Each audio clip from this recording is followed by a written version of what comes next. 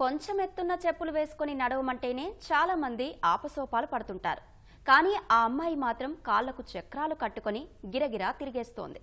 మెరుపు వేగంతో దూసుకెళ్తోంది. స్కేటింగ్లో అంతర్జాతీయ స్థాయిలో పతకాల పంట పండిస్తోంది.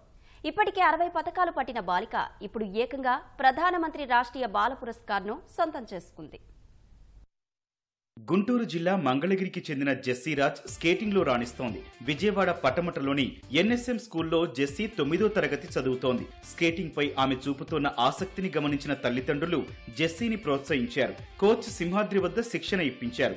5వ ఏట నుంచే స్కేటింగ్ లో సాధన మొదలుపెట్టిన జెస్సీ ఇప్పటి వరకు 60 పతకాలను కొల్లగొట్టింది. జూన్లో న్యూజిలాండ్ వేదికగా జరిగిన పోటీల్లో ఇన్లైన్ ఫ్రీ స్కేటింగ్ విభాగంలో బంగారు పతకం సాధించి సత్తా చాటింది.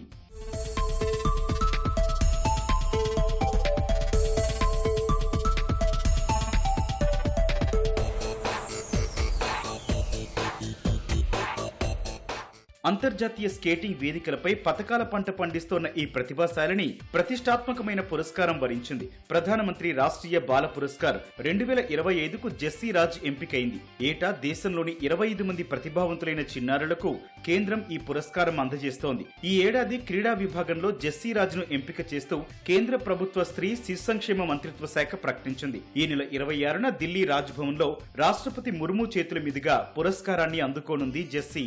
నాకు ప్రధానమంత్రి రాష్ట్రీయ బాల పురస్కార్ అవార్డ్కి సెలెక్ట్ అయ్యాను. నేను సెలెక్ట్ అయినందుకు ఎంతో సంతోషంగా ఫీల్ అవుతున్నాను.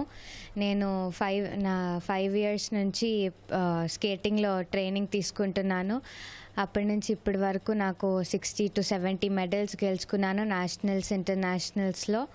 ఫస్ట్ చేరినప్పుడు కొంచెం కష్టం అనిపించింది, దాని మీద బ్యాలెన్స్ చేసుకోవడం అదంతా. తర్వాత ఈజీగానే అనిపించింది, ఇంకా నేర్చుకోవాలి కూడా అనిపించింది. నెక్స్ట్ ఇయర్ 2025లో ఏషియన్ ఛాంపియన్షిప్ ఉంటుంది. అందులో ఇండియాని రిప్రజెంట్ చేసి ఒక మెడల్ గెలుచుకోవాలనేది నా అంబిషన్.